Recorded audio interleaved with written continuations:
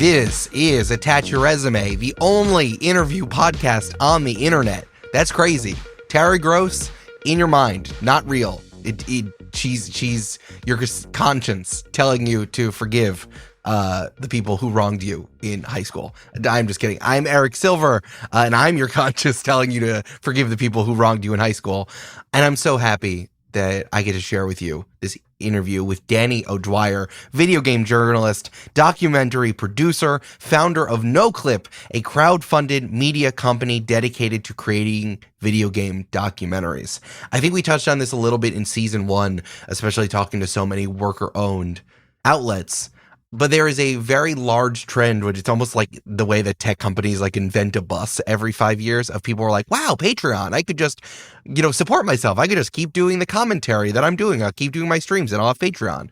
And it was so interesting seeing someone who started doing this so early, but with a very different product in mind. Not just like, I'm going to do the video games outlet that I was doing at my big job and then I got laid off. Like Danny's like, no, what I want to do is start making video game documentaries and then grow from there. I've been listening to his podcast, the NoClip Crewcast, for a while, and I really love the clear-eyed way that Danny and the other guys on the show talk about video games, especially with being immersed in it for so long, but also like as working professionals in a way that people who spend like 5,000 hours editing video can. I admire that. It really drew me to Danny, and I had so much prep that I didn't share, but I liked talking to him so much. We kind of went in a different direction. Like, I didn't even get to ask him about what it was like being nominated as a trending gamer in the 2016 Game Awards, where he competed next to Jacksepticeye. So Danny's been doing this a really, really long time. And he's been doing NoClip for a really, really long time. Being able to share with him quotes that are so similar to what stuff that I think he's doing now from 2016. Like, wow, someone got wizened and experienced doing this in the best possible way. And also, shout out to Cameron. That's going to be important later in the episode. Okay, listen to it. My interview with Danny O'Dwyer. Danny O'Dwyer, thank you so much for coming on Attach Your Resume. Can you please introduce yourself and tell me how you describe your job to the other parents at the pickup line? Oh, dear. Thanks for having me on. I really appreciate it. I'm Danny O'Dwyer, and I guess I'm a documentarian, I think. Ooh, that's pretty good. Yeah, it's probably the closest I go to. It's what I do most of the time. So, I think it accounts for most of my type of work. Is that like a California thing you can lean back on where you're like, oh yeah, me and Ken Burns, the same. Like, because we're Hollywood, the Hollywood thing? Yeah, that's what we do. We're the same guy. Well, you've got two types of jobs here. You're either a founder or you're a creative. And I've firmly placed myself in the creative bucket. I could go around saying I manage a company that does this or that or this, but most of the time, and the way I like it is I'm sitting in front of Premiere or interviewing people. I'm not used to being on this side of it. So, that's mostly what I do. The only joy I get is being the interview person to people who usually do interviews. So that they're going to be like, oh yeah, I see how you do that question. I see what you're doing. I see the game you're setting up here. Don't worry, you will be getting points at the end as we do this. Terrific. Oh no, now I put myself into a box and now I have to gamify this interview at the same time. I shouldn't have made that joke. So when they ask the follow-up question, oh, you're a documentarian, what do you say? And then what do you say? Yeah, I basically say I make documentaries about how video games are made, and then what I usually do is I kind of suss out their age. They're probably my age. I'm 39, so they're probably like within 10 years of me. So I go, hey, do you remember DVD bonus scenes? When they showed how the thing was made? Yeah. I make that, but for video games. And then they're like, oh, and where are they? Are they on Netflix? And I'm like, well, some of them are white label, paid for by companies, and they go everywhere. But the vast majority of them are on YouTube, and we are crowdfunded. And then, 8 years ago when we started this, almost 9 years ago, when I said we're on Patreon, people needed that explained. But today, everyone knows what that is. So that makes it a little bit easier.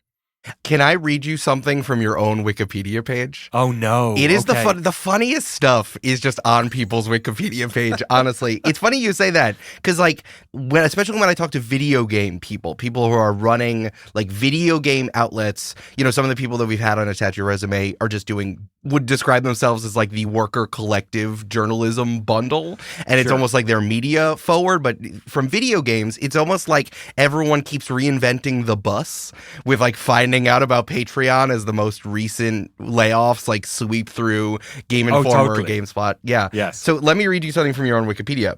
Okay. O'Dwyer was inspired to use crowdfunding instead of the traditional advertising model of most video game websites because he believes that a focus on clicks has influenced the quality of game journalism. In a December 2016 video, I want only the things to matter about games coverage to be the quality of the videos, the quality of the work. You said that back in 2016. Does that feel the same now, or more so, or less so? I think Jack Conte should be giving me percentage points because I invented the idea of I invented the concept of crowdfunding. I was like, hey, you know what? These advertising revenues not really going to stack up with the weird esoteric stuff I want to make. Yeah, I guess I just it just seems so self-evident in 2025 that those things are the case. But yeah, I guess, games journalism weirdly was like on the forefront of a lot of trends in online digital publishing and digital media. Like it was way ahead of the curve on video, full stop. Game sites were the ones that needed to show how the games ran. So they put all the money and they had all the technological people to do that. Live streaming was 100% a video game. I used to watch live streams of GameSpot's weekly show in Ireland when I was 17 years old. That's 21 years ago or 22 years ago. Forums and even gamifying websites the early Giant Bomb and GameSpot used to have if you came back on this website, we're gonna give you points every time you do it, and that's the foundations of so many different social media apps now at this stage. So yeah, so in a way maybe we were ahead of it a little bit, or it just sounds kind of naive when you hear it said like that. I mean, even in games, we weren't the first. Kind of Funny was the big one that inspired me. That was a bunch of people from IGN who went off on their own and started their own Patreon and YouTube channel. And I was working at the other big video game website, GameSpot, and wanted to do something similar, but sort of a lot more esoteric. So I was kind of surprised by how popular we were right off the bat with NoClip. Yeah. So what was your intention behind starting a, I guess, documentary company? Well, I think that so many people that you've seen with, including Kind of Funny and also a lot of people afterwards, and we see this in media too. We talked to David Roth, the Defector, where it's we're going to do the same thing, but fuck you to the corporation that tried to hold us back. It seemed like you're doing something maybe not totally different, but with fundamental different intentions than what you were doing when you were at GameSpot, cutting your teeth in this whole thing. I think the thing that was hard before was that there were I ran an independent video game website before I worked at GameSpot, but doing anything at scale was really challenging on the internet back then. And so you really did need the backing of a larger organization that could build you a website, maintain that website. You needed people who, you needed writers and beat writers and reviewers. You needed video editors and you needed hosts. You needed people who could who could film the stuff. And just everything, as we all know now, it's again self-evident, everything became easier to do every single year. And so you could, those among us in those industries, I think, that were sort of jack of all trades could kind of do a lot of the work themselves suddenly. And then when YouTube came along, it was oh, well, there's the platform problem sorted. We don't have to spend thousands on it's ridiculous to even think about now. But one of the biggest barrier to video back then, and also sort of connectedly then the amount of advertising revenue you needed to generate, was if streaming video was super expensive. Like you couldn't do it at any bandwidth. It was really just technically difficult to find partners who could do it. Like global reach was problematic. So then YouTube solved a bunch of those problems. And then the big problem that sort of Patreon fixed was having a sales department, because then you didn't need to spend all that time and the amount of time and energy that goes into specifically ad deals. I think now you've got companies that again sit between creators and do that job for them, but it, everything just took a lot of time. And I've always been a person who wanted to just make stuff, and I was fortunate enough by that stage to have built an audience. And it was just like, how do I shed as much of these jobs as possible or push them off to the side as much as possible so I can focus on the thing that I like to do. And I, quite frankly as well, I knew the type of work that I wanted to make was never, ever, ever going to work in an advertising model. Absolutely. It's inherently educational and preservationist. It's not, I didn't want to ruin them by making them more watchable, I guess, or more shareable. I wanted to make like the Planet Earth of games documentaries, not the Top Gear, if that makes sense. Yes, it does. So it wasn't as sexy, and I just wanted it to be clean and pure as much as possible. And that's the other side of it, is not having advertising when you don't have a separate sales department. If you're doing that at the same time as you're doing the journalistic work, it's just you're operating the state out of the church at that stage. So it wasn't going to work, I think about this a lot, especially because of how much podcasting is being jerked by big tech to embrace video. And it's like, do you guys not know anything about YouTube and how every single YouTuber hates it and and makes no money? You know why Patreon exists, right? It's because Jack Conte made no money from YouTube.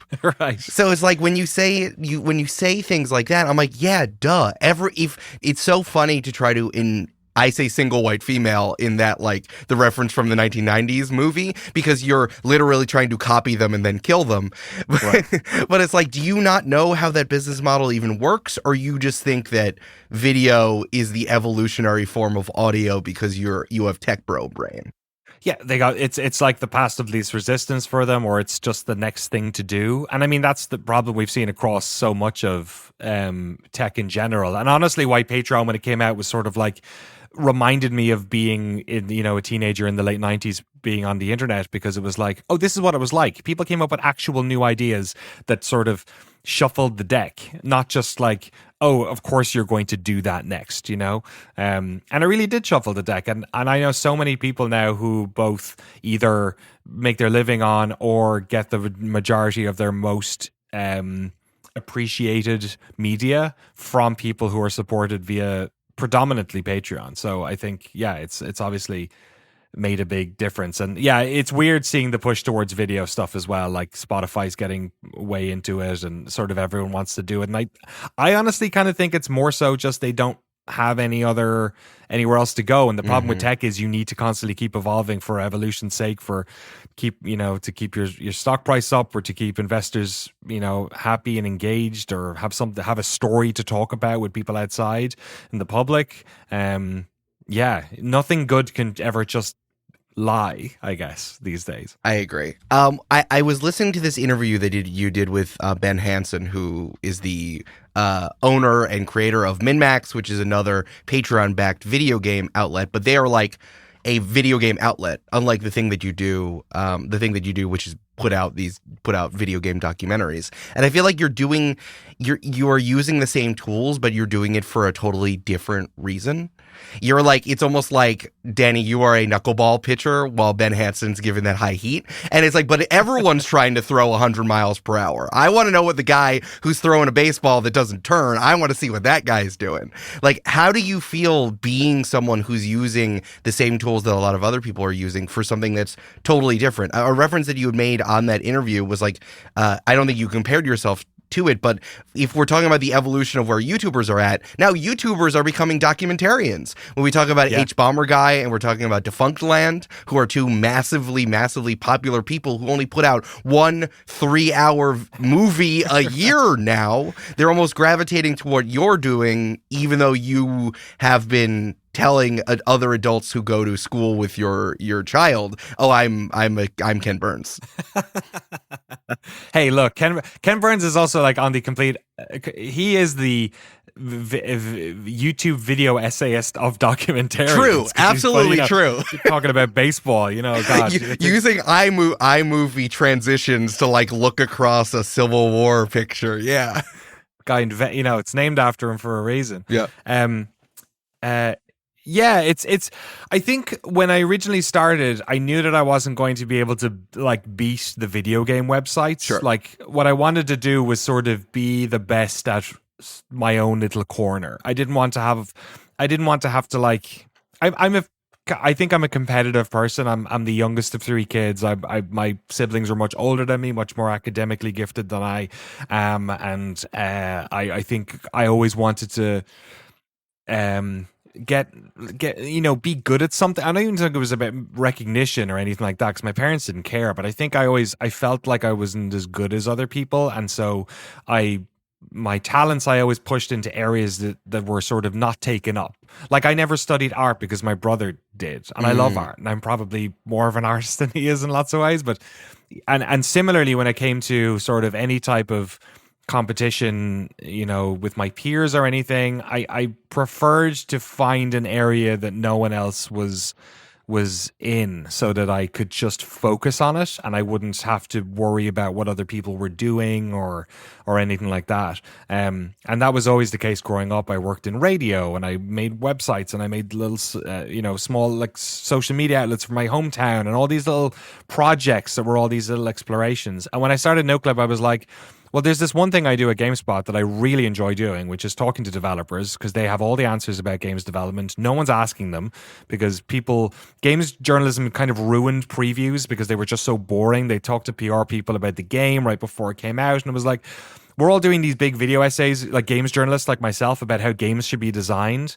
And what do we know? I want to pause on that for a second, because we also had Ed Zitrion on, who is the tech journalist who also had an extensive time in PR. And I think after talking to him, I'm like, is seeing The Matrix just understanding how PR works and like getting around them? Like, I just think having any understanding of like, actually, if this PR person is a doofus, I'm going to go to the source, allows people to do everything possible for them. I think the way we figured out in the first two projects we did, I had a lot of goodwill, I think, at the start, so people were willing to take a punt on us. And the first two projects we did on NoClip were Rocket League and then Doom and Doom 2016. And I think what happened was, with those two, the PR people realized that basically we were the easiest thing to do. All you had to do was trust us. And we would make the like sickest looking like videos about your company's history and about your design and celebrate your devs, and your devs are excited to do it. And guess what? PR people don't really have a budget. The marketing department does, and often they're spending money on all the fun stuff. And the PR people aren't really. The PR people are writing emails and sending out codes, and they're setting up interviews and doing this and that, and they don't get a lot of the credit for that stuff. And we basically turn up and go, all you have to do is give us 3 days. We pay for the flights. We pay for the hotels. You don't get edit on it. If there's anything said that's like crazy out of this world, we'll talk to you about it. I think twice in 9 years we've had people come back with like requests, and we've had big discussions with them about it. Mm-hmm.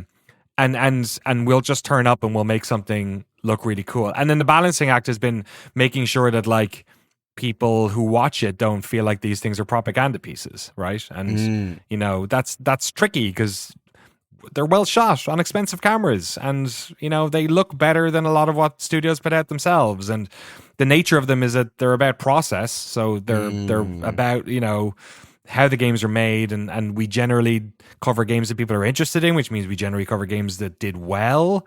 So it's tricky. Like it's a tricky. We've managed to navigate those waters, I think, pretty well. We had a couple of moments over the years where we slipped a little bit, but I think for the vast majority of people, they know our hearts are in the right place. Let's dive into that a little bit. How do you make a documentary about a video game make the video game look good, or at least show the story honestly, truthfully, in a way that makes an audience like it, but also would not be propaganda? How do you have any guiding principles for making that happen? Yeah, so I'd say first of all, a lot. I would say over twice as many documentaries that we make, we reject. So we spend a decent amount of time talking to the sort of stakeholders involved, give them an idea of what type of access we expect. Depending on the game, we'll do research beforehand, obviously, and kind of be like, okay, well, here are the things that if you did a documentary about this game, this is what the audience is going to want to talk about, right? So, like, you have to talk about this cancelled version, or you're going to have to talk about this disciplinary action you had against one of your developers who worked on this project a number of years ago, or you're going to have to talk about this. And oftentimes we'll, get into those waters and they'll be like, well, we can't really do that, or we don't want to do this, or we want to have this person. And I'll just go, thanks very much. It's not our style. And we'll walk away. So unfortunately, that never gets publicized, so nobody knows that that's going on. So then, so you don't get the sort of the social credit for that would probably help reinforce the ones you do. But like that's the sort of the start of it. Does that social credit though go around in a in the community way? Like people are like, oh, no clip is good. They didn't do that. They didn't do that documentary, and we all know that the execs there I don't know if you heard of the video game execs are incredibly overbearing and don't know what they're talking about. I don't know if you've heard of that. But like if studios understand that like you guys are doing it the best way possible, and does that come around to you just from a credit sort of way, like it does on a community way? I don't think it does, no. But because I also think that like we are privy to information that they're not. So like we know about executives that, or managers and teams or whatever, that like we don't want to platform. And we've done this for 9 years. And I don't think we've ever platformed anyone who's had like a big negative thing come out about them. I can think of maybe there's one indie developer that people have soured on since, but I think nothing criminal or even abusive or anything like that has, and there have been many that we have rejected for that reason who have since come out. It has since come out about,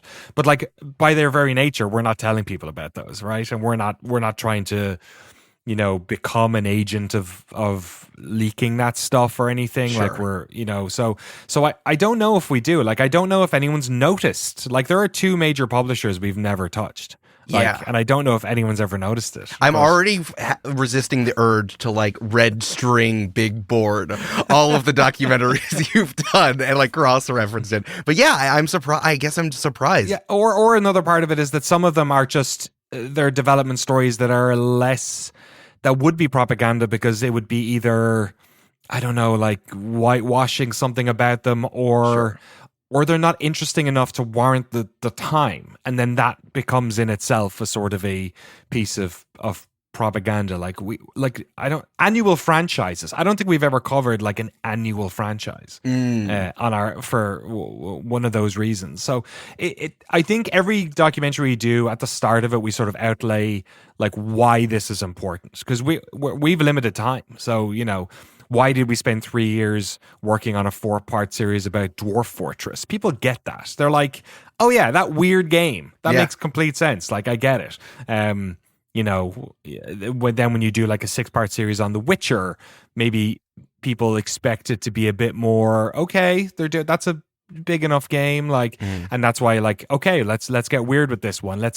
We did a whole one of those episodes was about localization, so about translating that game into a bunch of different. So it's showing that, like, we tend to try and, as long as the videos are interesting in some way, as long as they're answering questions that people have or answering questions that they didn't, which is much more my favorite way to do it, then I think people like them. But people kind of know if they walk away from something and they feel like they've sat down and it was supposed to be a meal and they just had a McDonald's burger, they don't feel satisfied intellectually. I think they know then that it's not, it's intellectually bankrupt and it's only there to promote something. Yeah, I'm thinking about this in so many different ways, but the thing that stands out to me is the fact that because you're Patreon supported, and not only because of that, but everyone has known since 2016, as I can tell from your Wikipedia page, that like this is what I'm doing, and I have very big supporters of doing it, right? So I can walk away and do exactly the thing that I want to do. The thing that you're reminding me of, I don't know if you remember this because I'm just such a podcast person.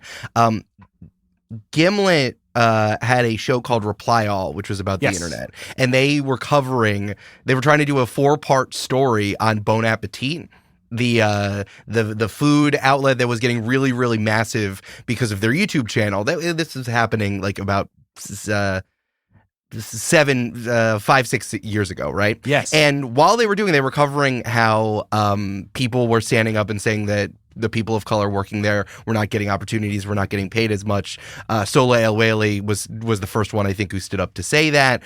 And they were covering it like it was an internet workplace issue. And while they were doing that, Gimlet got blown up because some of the producers of Reply All were like actively union busting and had the same problems in their own house. Oh, really? So it's so funny that like they are just going forward. And of course, Gimlet was bought by Spotify at the time, but VC backed, right? They can only move forward because they don't move forward with intentionality. But something I love so much about what you do and what NoClip does is you stand up for what you believe in. And I think that this is a very like passive sort of way, but I can see that your entire like business model in so many ways is revolving around like, hey, we're not going to do stuff we don't want to do because no one says we have to do something that doesn't make sense for us. I mean, I think there's two different reasons for this. One is like, okay, sometimes if the growth isn't there, then it's an easy decision to make, right? Because you stay that way because you don't have the opportunities. We've had the opportunities over the year. We've had folks come and ask about acquiring us or merging us with some other type of media. That's great. That's insane. That's so crazy. It's crazy to me because I'm like, you guys know this is like not profitable work. Right. Like, exactly. It's like you see the battle pass holders, right? Like I say their names every podcast episode. Yeah, it takes a minute, you know? So yeah, it's like, and there have been other, like over the years, especially when we started, a lot of the big video game websites again started to do this type of work, right? Or we've had other people come up and go, and they stop mostly because they can't get the critical mass of people to support it. It's not even about the views, it's about the support, because a lot of people support our work because they believe in it, and they might necessarily watch everything when it goes up, or they might be interested in one video or another. Mm-hmm. So I think, scaling is only an issue if you're able to scale, and we've had the ability. And I honestly, when I started this out, like the thing that made me move away from GameSpot was I wanted to run all of GameSpot's video sort of work, and I have always had ideas about running large media organizations. The reason why we have stayed small, I guess there are personal reasons as well about being a dad and a husband and enjoying life, and that I already wear too many hats as it is. Yeah. But I think as it pertains to NoClip in particular, the whole point of this doesn't work if you try and turn it into a big corporate outlet or a media house or something like that. To the point where when I eventually sort of figured out the puzzle in my head of like, how do we make more money from this? Because I do want to make more money because I want to do more jobs. I want to hire more of my friends. I want to do bigger productions. Yeah. Like, how do we scale this thing up in a way that's responsible? The idea was actually, we set up a completely different business. We set up a business that is built to do contract work. It's built off of our what people think of us, and our, we are the most well-known. We might not be the best or the biggest, I don't know, but we are definitely the most well-known video game documentarians in the world. Yeah. So, like, if people want to pay us to do stuff, which they did for years, and we said no because we're like, well, no, this is the ethos of this, and then those projects would never get made. So I was like, we're leaving jobs on the table. We operate with a whole suite of freelancers, so I'm turning in them money, but that's money that they, under our umbrella would get hired to do it, but probably solo wouldn't be able to. So that was why Secret Tape was founded, to basically create another avenue for us to bring in revenue and also to maybe do jobs that studios wouldn't feel comfortable not having editorial control over. Yeah, let's talk about Secret Tape for a second, because I think that there's something about work for hire that I'm not sure why people shy away from so much. And I love how you've embraced the thing. It's like, hey, we're not going to compromise on the things we do in NoClip, but if you want to pay us to do these things, please do. I love getting paid doing my job and doing the thing I'm good at. Like, did something ever flip in your head where, oh, I'm just going to do a business thing and embrace that Yeah, I would say like I have always been, and this is going to sound contradictory given Secret Tape, and this is why it took me a long time to do it, but I have always been incredibly devout to the church and state mentality of journalism. For sure. Even at GameSpot, I didn't do anything sponsored there. They often had sponsored content by other studios. I said no to it. I would do extra work elsewhere to offset it. Non-endemic sponsorship I was fine with on some stuff that I did, but anything pertaining to that, anytime any studio wanted to pay for our flights, I would be like, we should pay for that. Why are we getting this company to pay for 2 flights to LA? Like, let's pay for it ourselves. We're owned by, Les Moonves. Like, why? It was a CBS owned property. Like, are you kidding me? Like, they have been propping up Big Brother for so long. The least they can do is pay for our flights, right? Like, I've never had a studio pay for a flight or a hotel in 9 years of doing NoClip, but just silly things like that. So I think the mentality swap happened when I realized that like I was never I think two things happened. I think one, the Overton window on like what people accepted from online creators changed. I think 100%.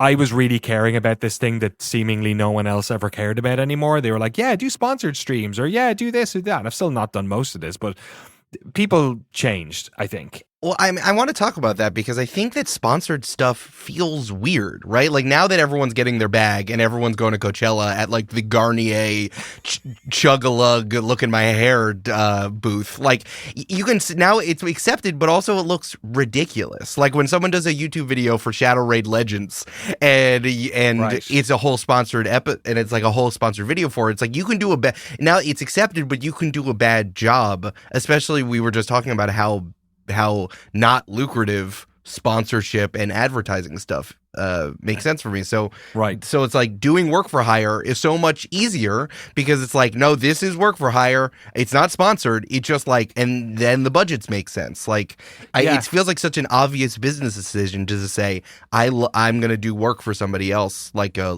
worker.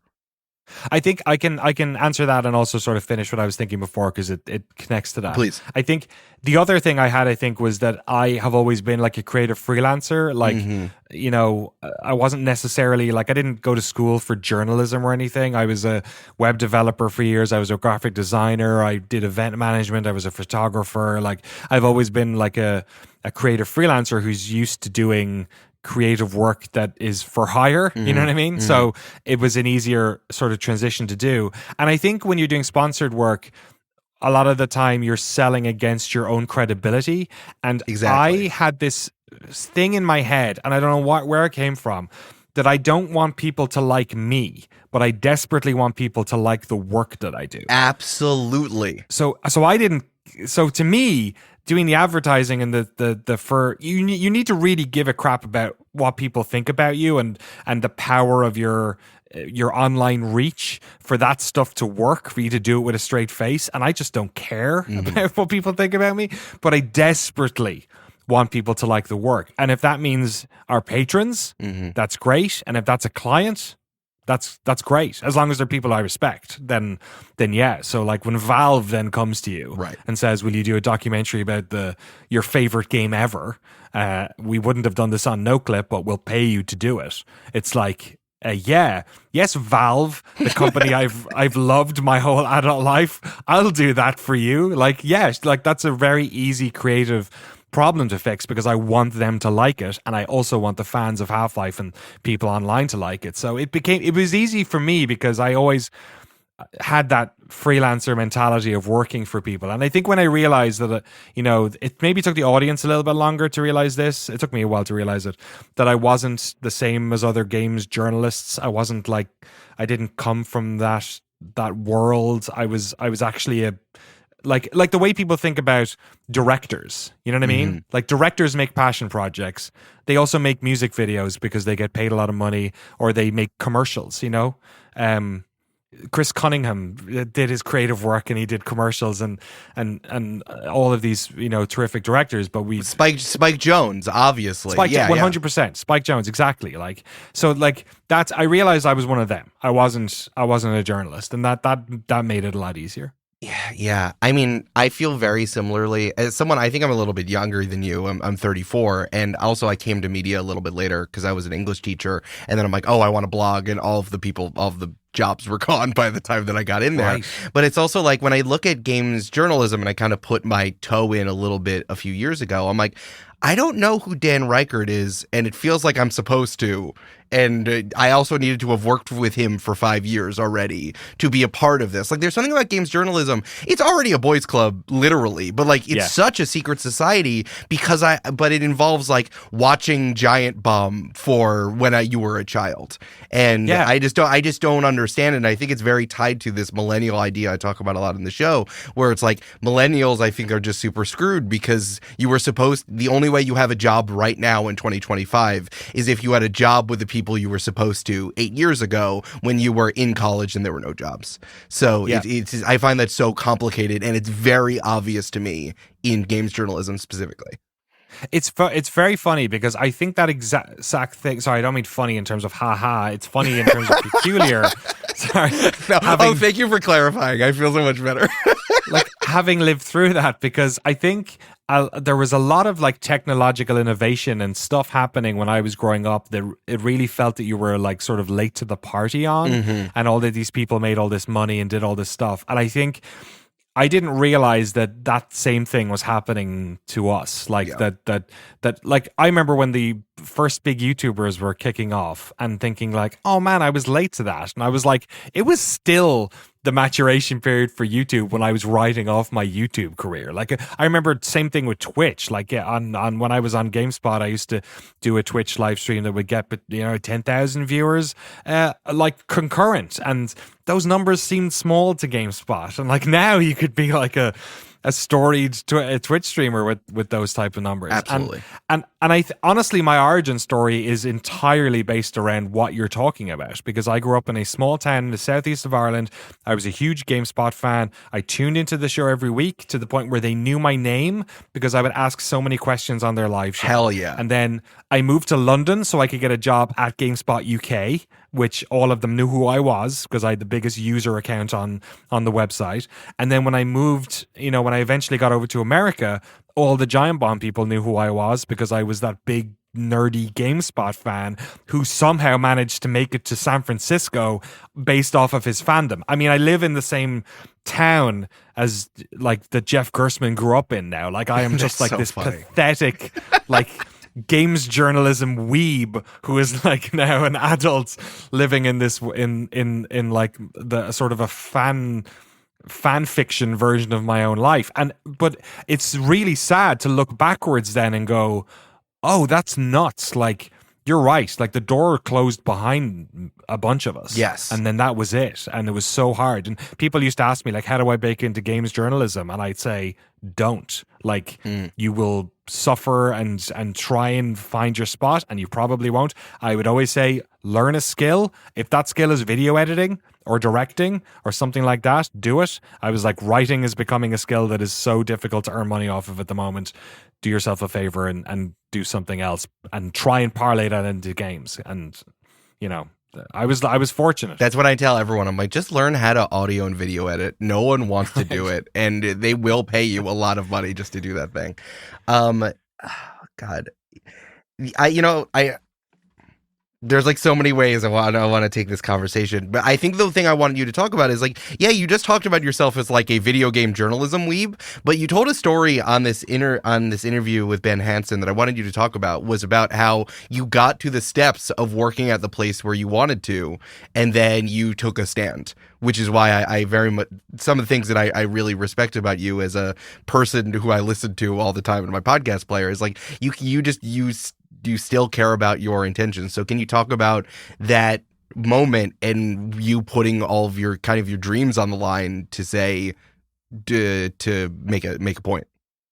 Yeah, I think I was the sort of the lore of these websites is really weird. And GameSpot in particular, there is a website we've talked about a little bit here called Giant Bomb. Giant Bomb was basically the emerging website that came from a moment in time where one of the people who worked at GameSpot was basically got in a bunch of trouble with the sales department over a sort of church and state issue and was essentially let go. See, I don't even know about this clear enough. That's why I wanted you to describe it. Because like putting this stuff oral history wise onto this podcast is also why it exists. So I'm glad you said that. Well, it's tricky because also the like particulars of it are a little bit muddier probably than the online version of it. But essentially one of the editors was doing some stuff that the sales department thought was making it difficult for them to talk to their the people they were trying to sell ad sales to. And they basically cut this editor who was, largely the face of the website, Jeff Gerstmann, and then he ended up founding this other property, which then in a sort of weird twist ended up later being bought by the company that fired him. And now he recently quit and now is funded by Patreon. Exactly. Yeah. So all roads lead to Patreon apparently. And I think like what that showed me when I was a teenager was like, oh, you can, have unnegotiables. Like you can as an adult still have those. And I was a third kid. I was a punk. I was a skateboarder. I was I messed around a lot. Like I was countercultural in lots of ways, and I always wanted to make my own type of success and not just the success that was sort of laid out in front of me in society. So whenever there was an opportunity to sort of stand by my convictions and like stand on the edge of suffering, but actually like kind of make it through. Like I was just good at playing chicken with people. Like sure. I thought like most people are really conflict averse, and I'm Irish. We argue for fun. Like, and that's why you look at the PR person in the eyes and say, "Can I talk to the devs?" They don't. It's like so there were always situations like my first interview at GameSpot UK. I made a point of bringing up a lot of this stuff that was probably really uncomfortable for them to hear in a job interview, but I wanted to make sure that I could work in a place where I could have those conversations. And I did not get that job. I had to move to London and live there for 3 years before I got another opportunity. And I did the same thing and I got the job. Wow. And I think while I worked at GameSpot in the US, there was a couple of times where either privately or in meetings, I'd say mostly privately, I sort of wedged myself in as it's hard to talk about this and tapping myself on the back, but just like they couldn't fire me. Right. And if they fired me, they'd make me the next Jeff Gerstmann. So I was like, fucking do it. Like if I could go in those rooms and complain about people, management, or make a point, or try and force my will, or talk about something that the rest of the staff was getting annoyed about. I'm not sure how much I moved the needle at all. Like there was still massive layoffs. There was still loads of lots of people left. I don't know if any of this did any good necessarily, but sure, it was an easy situation to be in, because I was like, the worst thing you can do is make my career. Like, okay. But the number of people who recognize that, and I'll pat you on the back for you, but also I feel this way as someone who worked in offices for a decent amount of time, where it's like people don't do that because they want power and money. Even if they recognize they're in a sick position, they use that to go become the VP of like ad sales. You know what I mean? So yeah. I'm recognizing that and doing something about that, I think is commendable, even for the people around. But they're naive. That's where they think power and money is. Right. But in the online business, power and money is the audience. So I always knew I had more power And probably eventually I will have more money than you because I'm going to play this the smart way, not the way that, your daddy told you, or your business school professor told you, or something. I don't know. Like, I didn't come from that world. So For sure. yeah, to me it was always the case of, like, in the long, I don't know. I had a skill, and I knew that eventually, if I got to keep doing this skill of, like, editing, that I'd get better at it. Like, all my friends' dads in my hometown who were, master craftsmen in glass making, or carpenters, or electricians, or whatever it was. The thing about doing something is you get better at it the longer you do it. Yeah. So, like, I didn't want to go into management. Like, I don't know how to do that stuff, but I know how to do this thing really well. And in 10 years' time, I'm going to know how to do it 3 times better. So, like, to me, that was where the power was in being an artisan of something. I just had to find out what the something was. You're an artisan of Premiere. Congratulations, Danny. Well, let's talk about you now as a manager. Would you categorize yourself as a manager? And can you talk about, like, the employee tree of NoClip right now? Sure. I mean, I have massive amounts of self-doubt when it comes to my ability to manage our team. And I think that probably shows in the way we're set up. So I've worked with the same people I've worked with since the start of NoClip, and people we've taken along the way. And we've had some people come and go, but for the vast majority of it, they've been around for a long time, including Jeremy, who's been with me since day one. Everyone is a freelancer, both Secret Tape and NoClip. This is like I feel like it's a cultural thing, because there has been several opportunities where I've talked to people about bringing folks on full time, either or setting the business up in a different way. And every person, for their own reason, is like, no, I like this. This is good. And I think probably the main one is that we pay good freelancer rates. And I think people get paid well for the time they put into anything we do, NoClip wise or Secret Tape wise. The rates are even better because it's getting paid for by somebody else. And I think because of that, and because we have a group of people who are very creative, Jeremy, he filmed the first 5 years of our docs. He filmed every single one of them. He's transitioned more into sort of an editor role in the past few years. He is massively passionate about creating music and about making video games. Frank does a bunch of live streaming. Jesse produces a bunch of podcasts that are really popular around the world. All of our camera ops we hire for our production, they're all freelancer. You know what I mean? We're video producer people. We're not writers or journalists. We're the type of people who have been freelancers creatively in our lives for most of the time, and there's a power in that. And I think the fact that we pay really, I think decently well, above average for sure, means that people are happy to jump in, do a project, and jump out, I think is the way it works. And as such, I don't manage people. I treat them as freelance peers. We have weekly meetings. We have monthly one-on-ones with people. Sometimes those slip by the wayside. I'm very open with how we talk about money and all that stuff. I do 6-month check-ins with certain people who are doing the most work for us to make sure that I establish what the next 6 months of work looks like. So we try and basically, create some sort of what would you call it, stability or forward planning in what people can expect in terms of what they're going to do.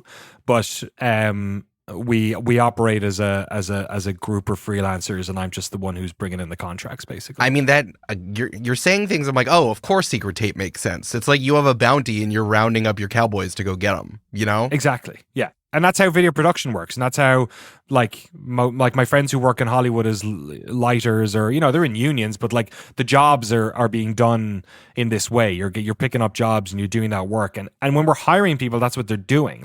I don't think we've ever hired a games journalist person. You know what I mean? Mm-hmm. I hire video production people. I make sure that everyone we work with really understands and loves games, but they also have to, they have to know how to put a Metabones adapter on a camera. You know what I mean? They have to know how to light stuff, and not just because they they once set up a green screen in their streaming room. Right. You know, like, you know, we need to be. I sort of took a lot of nods from some of the studios we covered over the years too at GameSpot, where the best run studios are the ones where people really know what they're doing. They're like just sort of pound for pound really good. Yeah. So I always try and make sure we're working with people who can do stuff way better than I can, or way better than anyone else on the team can, and it's additive that way. So yeah, there's something that we have to do in our American economy where, like, you need to use the economic unit in front of you, which is a business, to go do the thing that you want to do. And you're just like, yeah, I make sure to hire video editors for my video production company. I'm like, yeah, what a good idea. But like, whether you're talking to other artists who don't want to look at business at all, or you're looking at, you know, the tech pros we've been talking about, the capitalists who are trying to get 10x at all times, it's almost like there is a puzzle in front of you, and you're like, well, what if I just pull this lever and then it solves the puzzle, instead of breaking it or saying I don't like puzzles. It just feels very obvious to me what you're doing, what you're doing, and I think when we have to do creative jobs, there is a job element that someone needs to set up kind of around it to make it all function.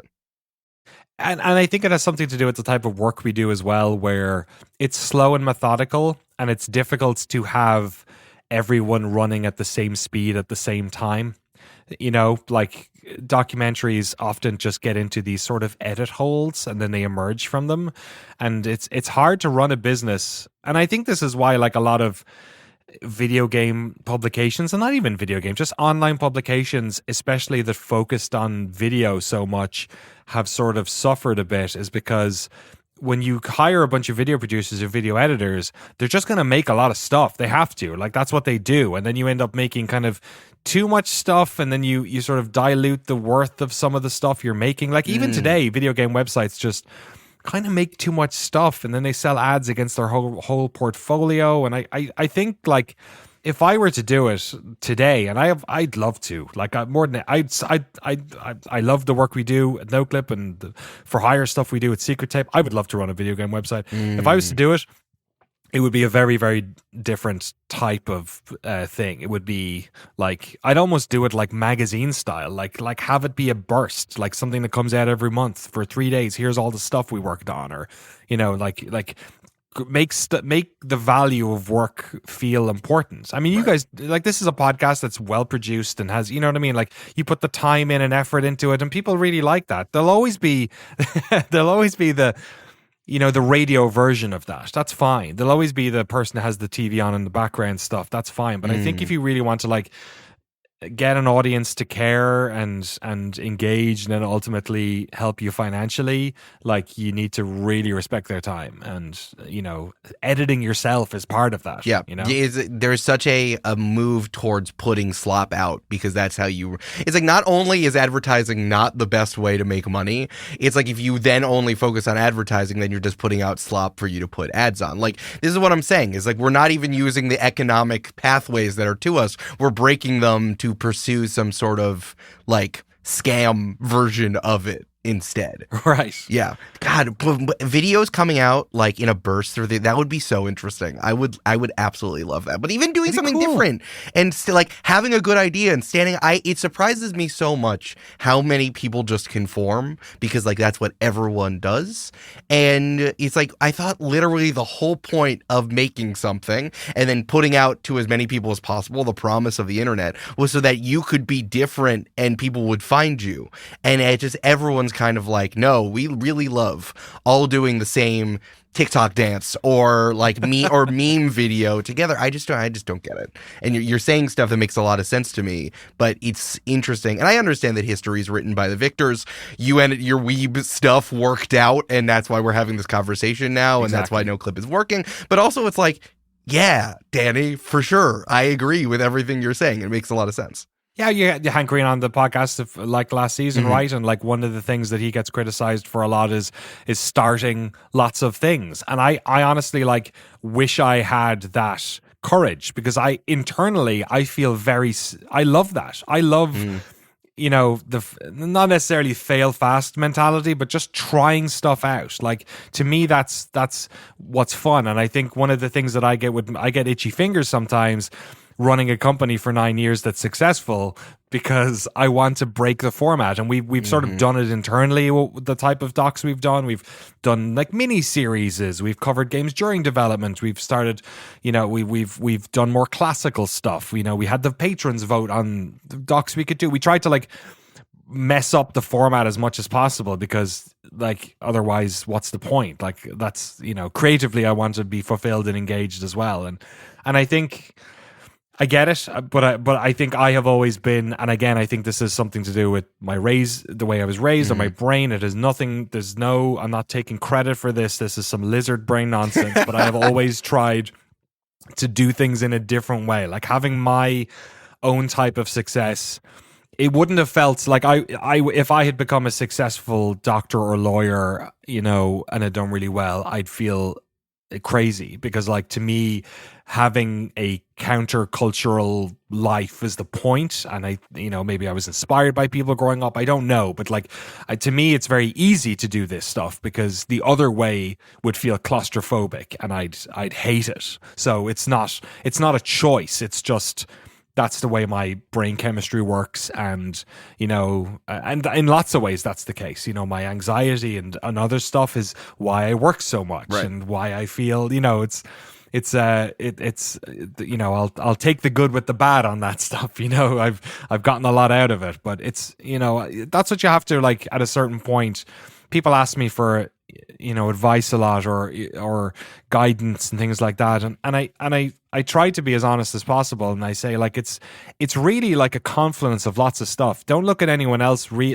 Take lessons, maybe like little bits and bobs, but like so much is about where you grew up, where you are, how much money you have access to, what class strata you grew up in, what's your political outlook when you were a kid, your religion. All of these things are these massive impacts. And then also the state of play at the time that you entered the chess game, so it's there is no one size fits all approach to this stuff. And so much of it has to do with the way we relate to the world. And sometimes it takes like 30, 40 years to figure that out.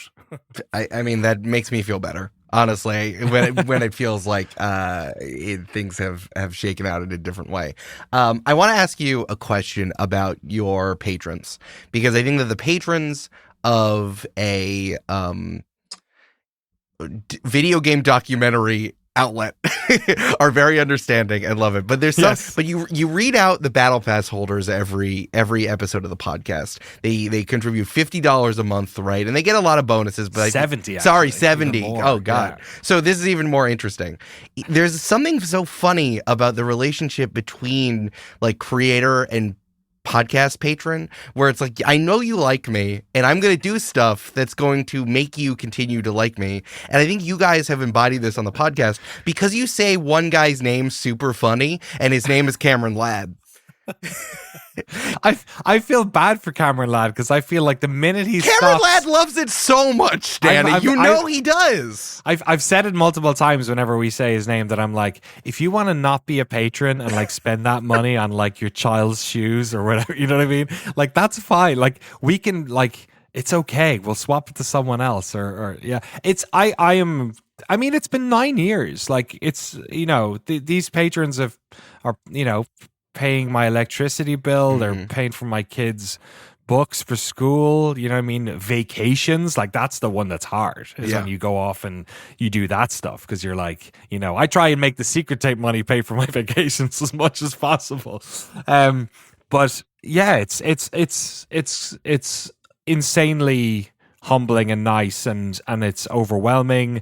We did a meetup in I was filming some stuff in Sweden recently for an unannounced NoClip project. I was there 2 weeks ago and I actually had a mild medical emergency while I was out there, but on the last day I still wanted to make sure that we did our patron meetup, and we did it in my hotel in Stockholm. I was the day before we flew back. And like, we keep it small. We don't do a pub. We used to say it on like social media, and then like 100 people turned up to our one in Tokyo, and it was just a nightmare. It was really nice, but like I didn't get to talk to anyone, and we were super stressed out about where we're supposed to go. Like bars in Tokyo usually seat like 3 people. It's like, I needed to have booked a theater for the number of people. Right. I was like, it's a huge group in the hall, and I was like, I hope we find them. And I was like, oh, that's the group. Sugar. So we had like 10 or 12 people at this meetup, and it was just lovely to like finally be like, I can listen to you now. Like we can, because it does, like I said, I didn't get into this because I want people to like who I am, but I definitely, I don't have like narcissism that way where I need people to like me, but I do in that I really need people to see worth in me. Sure. And I think that's the difference, is that like I deeply want people to like my work, and almost I feel like I can trick people into liking me.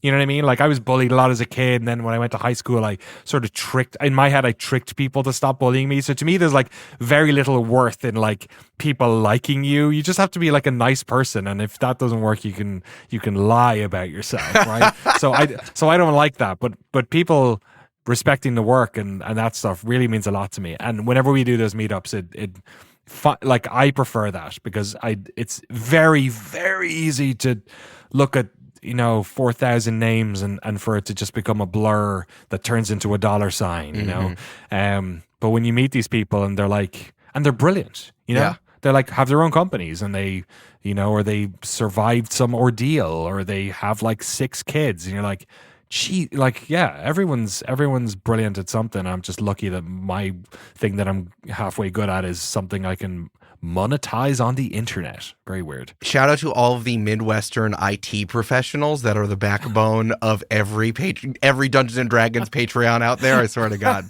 you guys are awesome. Shout out to D&D. I think that's one of the best ones, where there's this like circular thing happened where it was super niche, and it kind of always was a little bit more popular than we realized, but because of all the niche people funding all of these D&D things, it's become more mainstream now because it's more visible. And that's like been cool. I could literally talk to you about this for an hour, and I might get distracted. But what I really want, I want to ask you 2 more questions about the Battle Pass holders. First, can you give me a Cameron Ladd just really quickly so people understand? Cameron Ladd! Cameron Ladd loves it so much. He does. I also like how our Patreon Battle Pass names that we read out in the podcast have like this distinctly European vibe to them, which I'm really proud of. Tohir Tiliev, or what? Tohir Tiliev and Incredible. George Sakotis and all they're all these beautiful. See, you even know these names off by heart. I listen to the podcast. Like that's why I'm just like that's what I'm saying is like whenever someone asks me a question about what Patreon tiers to make for your podcast, I'm like, people want a producer level, patron level, where they hear their names. They want extra podcast, and they want to hear their names on the show. And it's so funny for your show specifically about Cameron Ladd and pronouncing people's names correctly or interestingly. That's like part of what they're paying for, but it's like you're not doing it intentionally, you're just doing it.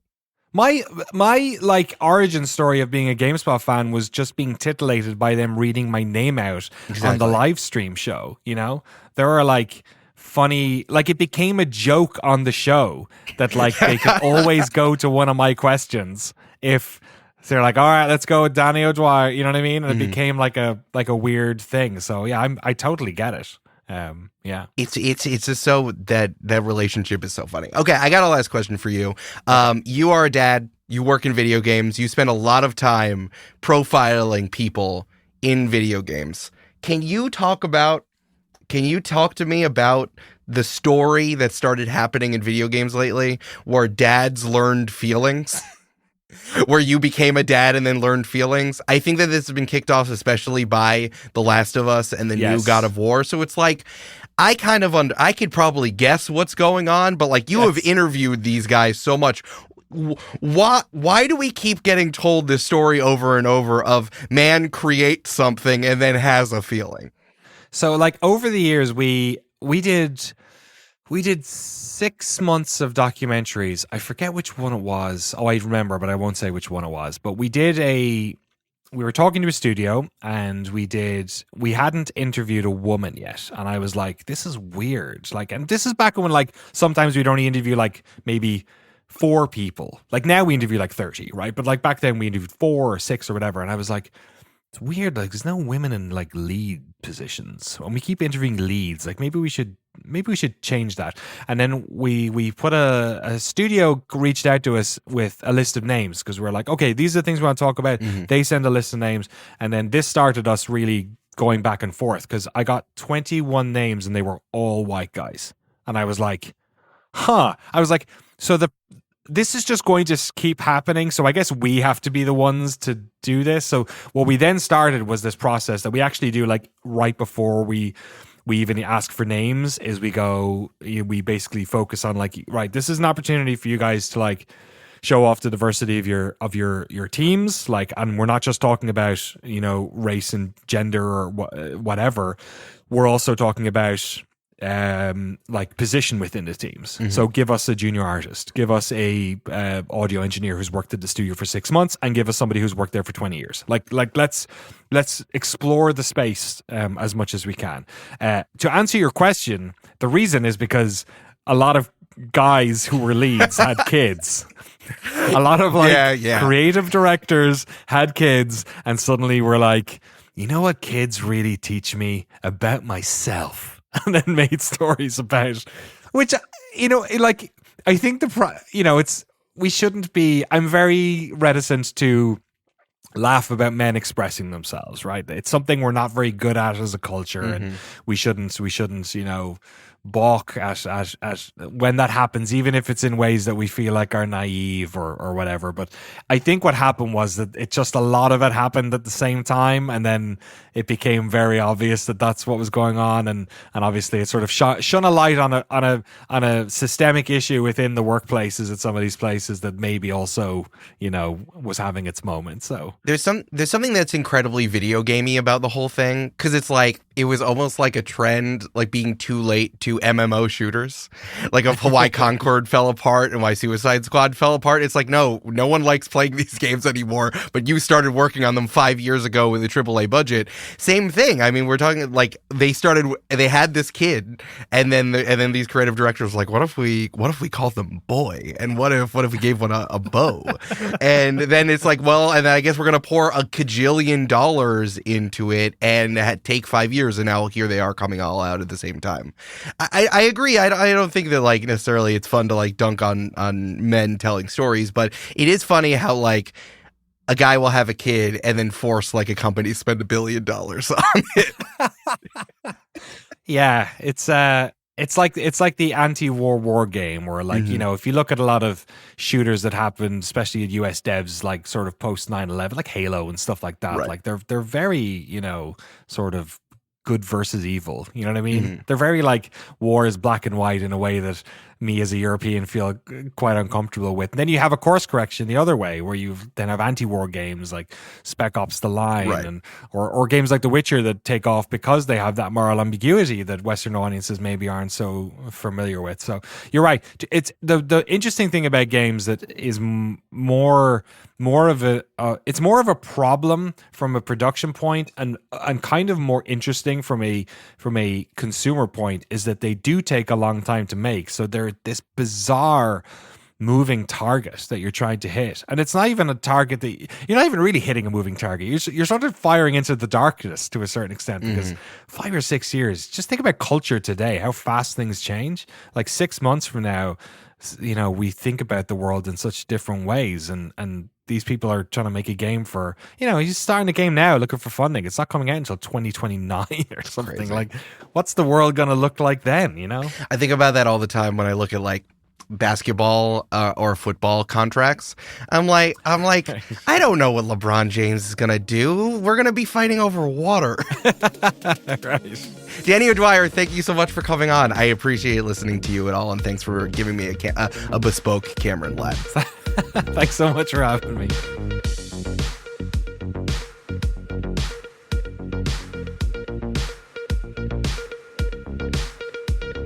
Attach Your Résumé is created and hosted by Eric Silver and Amanda McLoughlin. It's produced by Brandon Grugle, edited by Misha Stanton, and our cover art is by Shay McMullen. We are a production of the Multitude Podcast Collective and Studio. If you like the show and want to learn more about how Multitude helps creators make a living, follow us on social at Multitude Shows or visit multitudeshows.com.